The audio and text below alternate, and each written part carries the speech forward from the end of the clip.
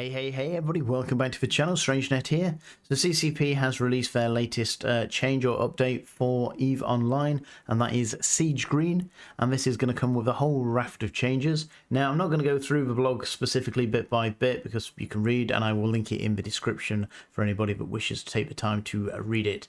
But what I want to really focus on, I'm going to basically highlight a few points, and then we're going to go into what this actually means for you guys.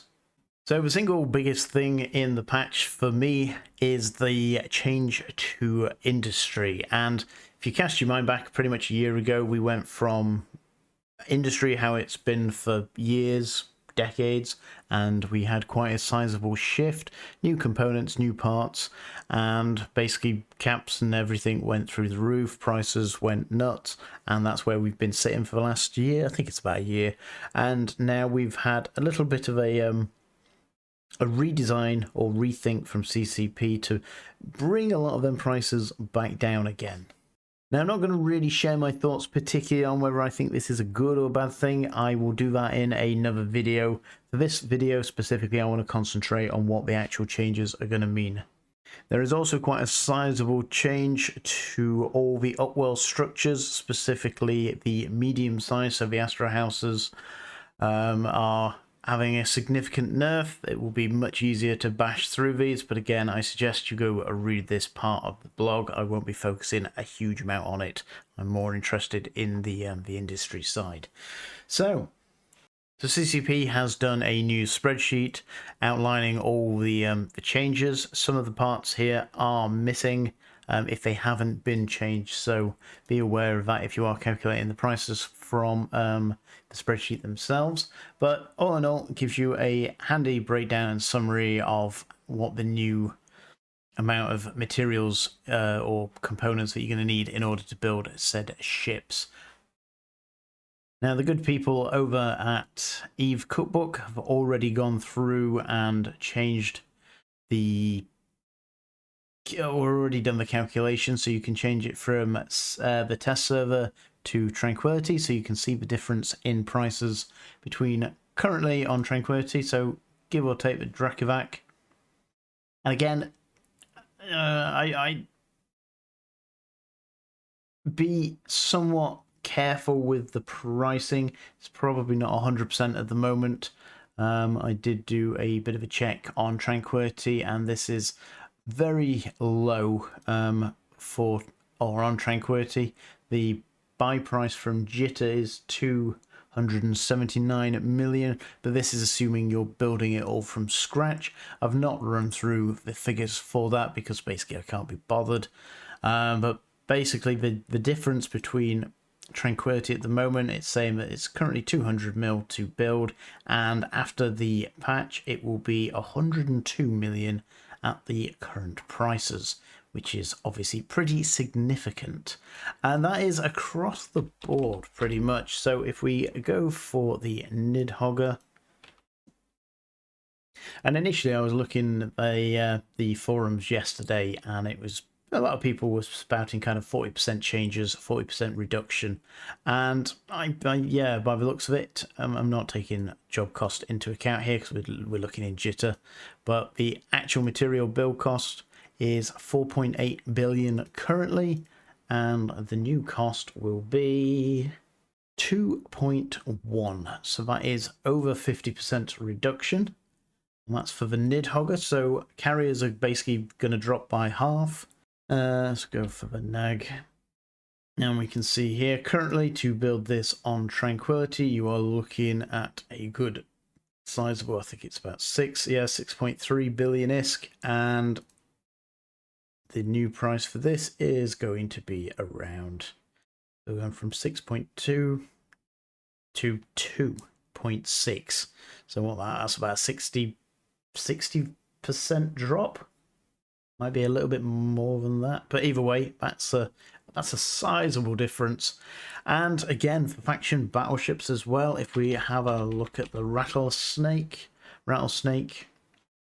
is going from 1.8 billion build cost, 823 million, and just to do it the other way around, I'd already checked this one out, but so it goes from 1.8 down. So again, sizable differences there. And I still expect these prices to drop further. And that is because some of the changes to the blueprints themselves will have quite a significant impact on the market. So some of the big noticeable changes are the auto integrity and the life preservation seal. These are basically staying the same build materials, but instead of building one, you'll get three. And the size of these are also being reduced for hauling purposes. And again, the capital core temperature regulator on Tranquility, at the moment you need 250 of these in order to build one capital core. Now that is being reduced to 100, which is obviously significantly reduced and will help obviously build times and the rest of it with that. So the jump freighters as well are going down from currently estimated from 11 billion down to 7.6 billion. And let's have a look at the freighter cost, see how different that's going to be. So we are looking at 2 billion down from what, 4.6. So as you can see, yeah, 4. So again, half. So again, these changes are going to be massive, and this is going to have a knock-on effect on materials as well, because as I was pointing out there, that the auto integrity seal, currently we need bacteria proteins. What else? We've got reinforced carbon in there. This is going to take, obviously you're producing 3 now for every 1 that you produce, so you're going to be using 3 times less carbon fiber, 3 times less proteins, 3 times less bacteria. That is obviously going to have a huge effect on the market, because anybody producing the bacteria proteins, now all of a sudden there isn't anywhere near the demand for that. Well, again, it's hard to say, because obviously I ain't got a crystal ball here, but I'll do my best. So at the moment, obviously we are, let's have a bit of a look here. We use about 45, say 40,000 on average of the integrity preservation seals. Now I do expect this to go up, because obviously, do I expect it to go up? Do I expect it to go down? It could pretty much stay the same, because obviously we're going to get, you're producing 3 times the amount, but there will be more being used. So it could stay relatively level, but even if it stays exactly where it is, it doesn't move, it's still going to drop the price for bacteria and, what was it, proteins. And that is because obviously there's now 3 times less needed. So yeah, let's have a look, see what else bacteria goes into. So yeah, nothing. So if you're making bacteria, then obviously the price of that is about to tank horribly. Same with water. Water is a lot less needed now than it was. Again, yeah, that's going to tank. Protein is also going to tank. What else does, yeah, because protein doesn't go into anything else. So let's have a look at the life support. What goes into making these? Water, yeah, so as I said, that's going to tank, but it's not only due to going to basically drop because of the life supports, that water across the board has been reduced. Oxygen is kind of a byproduct and is used in other bits and bobs. So yeah, that probably won't take a significant hit, but it's crazy old times. And reinforced carbon is predominantly, we need, oh, I know what we need atmospheric gases. What else does atmospheric gas go into? All the stuff pretty much that is for building carbon fiber. That's for carbon fiber. It does go into a few other bits. So then we've got I can't remember for the life of me, but regardless, anything that goes into carbon fiber, silicates, I think it's silic fiber, there we go, thermal.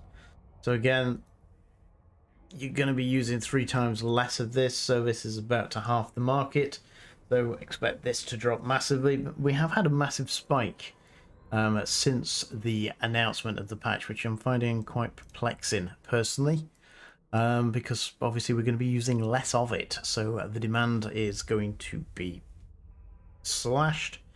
and therefore I can't see prices staying anywhere near where they are, because again, the moment, oh, we can, yeah, it's going to drop across the board. I'm willing to put a stake in that, but yeah, prices are going to drop. So all in all, this means that if you are just getting into market industry stuff now with, I don't know, the life supports, the integrity seals, if you've been doing any kind of reactions, etc., you're about to feel the blunt end of a stick. It's going to be a little bit painful because, again, we're about to see demand for these drop out quite considerably, and obviously this will have a huge effect on the market, and all the stuff that you've been investing in, you are now kind of, I won't say stuck with, you'll still be able to use, but yeah, I've got 40 of the integrity preservation seals for a start, and basically, to give you some kind of idea at the moment, you calculated it yesterday. I'm not going to go into the ins and outs of it, but at the moment, in order to seed the entire market, you need 22 characters for integrity preservation seals. Now, obviously, that is about to be slashed by 2/3. So now you only need 7.2 characters in order to seed the entire market in Jitter. So the entire market for Jitter for auto integrity preservation seals. So yeah. So the markets that you are potentially been getting into there are about to come crashing down to some extent. And again, it's not that you won't be able to sell it, you won't be able to use them. It's just going to be a little bit more painful, and the market is going to become a little bit more saturated, which is never a good thing. As regards to the price in, let's have a look, shall we? I think people still buy rattlesnakes quite a lot, and I don't have data to really go back any further, but so yeah, prices on pretty much everything are going to topple pretty significantly, and it'll be interesting to watch how this plays out. Now, as you can already see, the market is already adjusting for it. So yeah, people are already desperately trying to sell capitals at a pretty low amount there. That's interesting.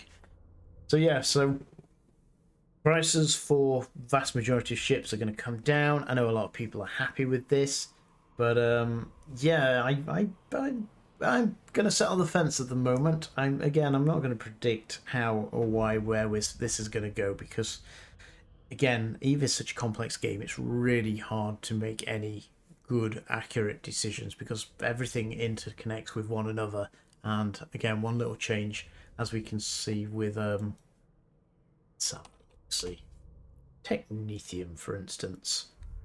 The change in the little change in asteroids, or the change in mining, didn't seem like a huge change, and yet it's had a significant change on the drop in Moongu, which is down 20-30%, and is continuing to crash. We are having a little bit of an upside there, as you can see, but that's because we thought we were at the bottom. Whether we are or not remains to be seen, but the point is that one change can have a significant change throughout, and I know everybody's excited about cheaper ships, yeah, but again, be careful what you wish for and watch this space. Now, I think CCP had a bit of an issue last time, because not only did they make ships and everything a lot more expensive, especially the bigger toys, but they also went out their way to for scarcity to nerf incomes. So it had kind of a double whammy. I'm not suggesting that capitals didn't need to come down in price somewhat, but I think this is taking a sledgehammer again to crack a nut, and I can see this having...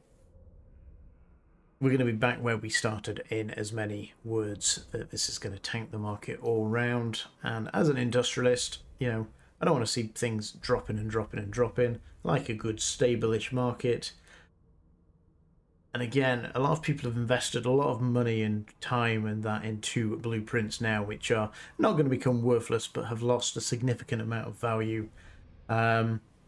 because CCP initially didn't do enough, give it enough thought, and yeah, now having to backtrack some of that, and that's fine. And again, you know, changes need to be made. It's a massively complex game, but I think again we've the pendulum swung from one end to the other this time, and again, I'm not really a big fan of that.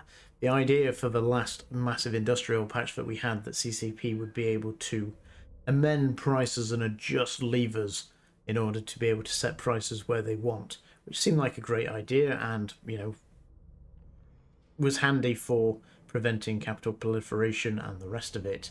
And then now we're going back to the start and nerfing the blueprints and changing this, that, and the other, which doesn't seem like pulling a few levers. It seems like basically building the plant again, and I'm not really a huge fan of that, because again it upheaves a lot of people. And again, if you're just buying ships, then you know this patch is fantastic for you if that's your thing. But again, anybody that's in manufacturing, this constant change, and it's not just a little tweak here, this is a massive fundamental change which is going to be felt by pretty much all the industrialists that have been dealing with the ships, larger ships at least.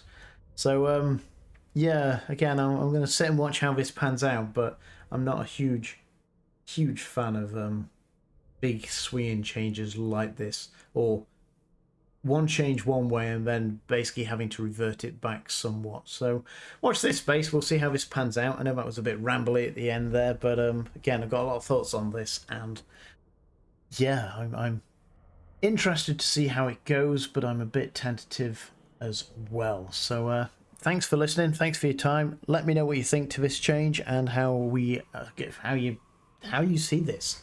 I imagine, as I say, a lot of people are very happy with this, and maybe we should be. Maybe it is a good thing. Maybe this will breathe extra life back into the markets.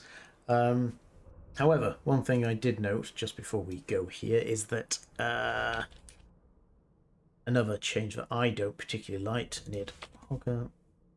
is the fact that we have now had quite a significant change to the components as well. So most of these have been halved.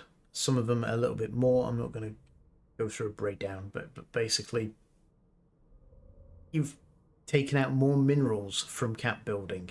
And again, I don't want to see that. I don't want to see stuff being taken out. Yes, it makes things slightly cheaper to build, but yeah, it's not a good thing. So anyway, less ranting. Thanks for your time. Talk to you later.